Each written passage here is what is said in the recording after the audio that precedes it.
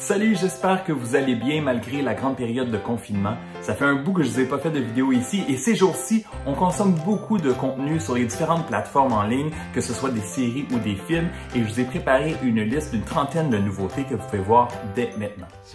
Vous êtes en danger à cause de moi, je peux pas rester ici. Lucas! Lucas!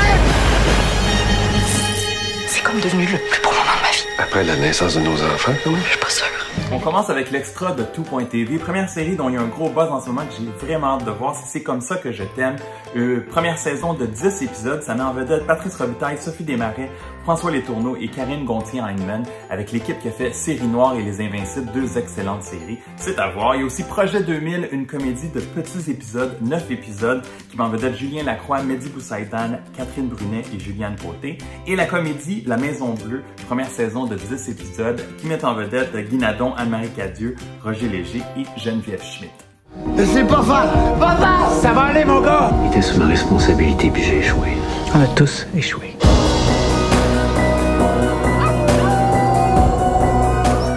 Trois nouveautés à surveiller du côté du Club Illico. La série Mon Fils, 6 épisodes réalisés par Marie-Lou Wolfe qui met en vedette Élise Guilbeault, Antoine Lécuyer qui est vraiment excellent, Émilie Bière et Patrice Godin. Une série qui m'a beaucoup ému, qui est vraiment excellente. Il y a En Fugue, un documentaire de 5 épisodes sur les vraies fugueuses. Et il y a aussi La vie compliquée de Léa Olivier, une première saison de 12 épisodes, une série pour ados qui est basée sur les romans de Catherine Girard-Audet. Je m'excuse, j'ai eu un empêchement. C'est assez l'orgueil à date.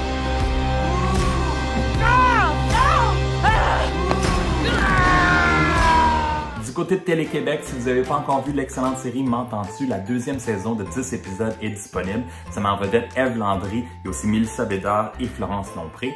Et la première saison est aussi disponible sur Netflix si vous ne l'avez pas encore vu. Ça va-tu m'aider?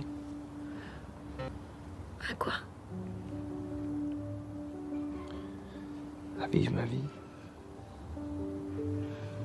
Ben oui, chérie, tout. Plusieurs nouveautés à surveiller du côté de la plateforme Crave. Première série québécoise Pour toujours plus un jour, une première saison de 10 épisodes avec Pierre-Luc Funk et Catherine Brunet. Il y a aussi Transplanté, une série de 13 épisodes toute nouvelle, un épisode disponible par semaine et ça met en vedette Laurence Leboeuf, Aïcha Issa qu'on a vu dans Unité 9 et Hamza Hack.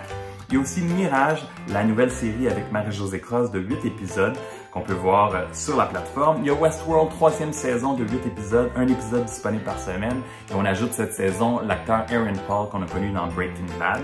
Il y a aussi la série Homeland, huitième et dernière saison de 12 épisodes, un épisode disponible par semaine. Et si vous n'avez pas vu les 7 premières saisons de cette excellente série avec Claire Danes, bien, les 7 premières sont disponibles sur Netflix.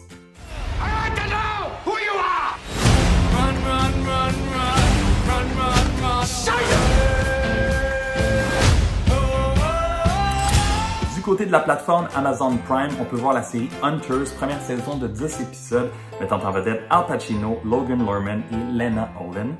Everybody's going to be held accountable for their actions. I know about your little secret.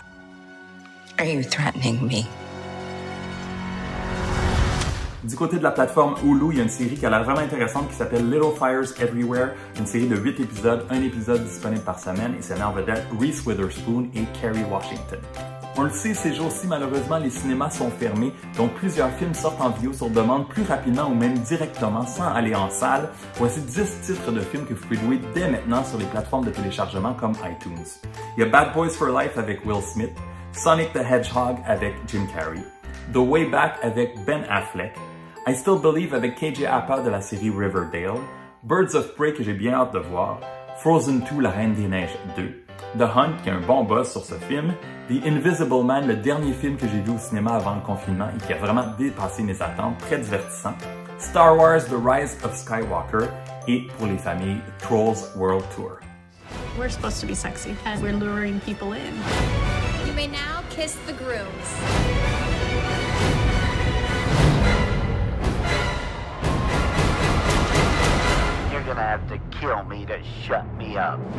En terminant, je vous suggère 10 nouveautés disponibles sur l'incontournable plateforme Netflix, dont plus du tiers des Québécois sont abonnés. Le numéro 1 sur Netflix Canada présentement, c'est le documentaire de 7 épisodes Tiger King, Murder, Mayhem and Madness, une première saison. Les gens vraiment sont captivés par cette série, il y a un gros buzz sur les réseaux sociaux. Ensuite, le numéro 2 sur Netflix présentement, c'est la 3e saison de l'excellente série Ozark. 10 épisodes mettant en vedette Jason Bateman et Laura Linney. Et j'ai commencé, ça augure vraiment bien. Ensuite, le premier film québécois disponible sur Netflix, Jusqu'au déclin, ou son nom anglophone The Decline, qui est numéro 6 sur Netflix présentement et qui met en vedette Réal Bossé, Marie-Evelyne Lessard et Guillaume Lorrain. Pour les fans de télé-réalité, il y a la première saison de Love is Blind, 10 épisodes avec un épisode bonus de retrouvailles filmé 1 an plus tard. Les gens se fiancent sans même se voir, c'est un peu flyé, ça va être de retour l'an prochain. Et une autre télé-réalité qui sera de retour l'an prochain, c'est The Circle, première saison de 12 épisodes. The Circle US, où les participants peuvent mentir sur leur identité, ils ne se voient pas, il y a un gagnant de 100 000 à la fin. Il y a même une version Brésil qui vient d'atterrir sur Netflix il y a tout récemment, et la version France qui sera disponible le 9 avril prochain. Pour les fans de Narcos, il y a la 2e saison de Narcos Mexico, 10 épisodes avec Diego Luna et Michael Peña qui est disponible. Il y a la nouvelle série The Stranger, une série british de 8 épisodes. J'ai entendu de très bonnes choses sur cette série.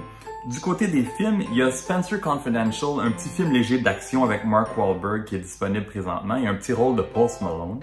Il y a le film Contagion que j'ai mis dans mes nouvelles suggestions parce que ça a été récemment dans le top 5 de Netflix pendant plusieurs jours vu la situation à l'extérieur présentement. C'est un film de 2011 réalisé par Steven Soderbergh qui met en vedette Kate Winslet, Matt Damon, Jude Law et Gwyneth Paltrow. Un excellent film et qui nous rapproche beaucoup de notre réalité présentement. Dernière suggestion Netflix, c'est la 4e saison de Money Heist, La Casa de Papel, une série espagnole de 8 épisodes.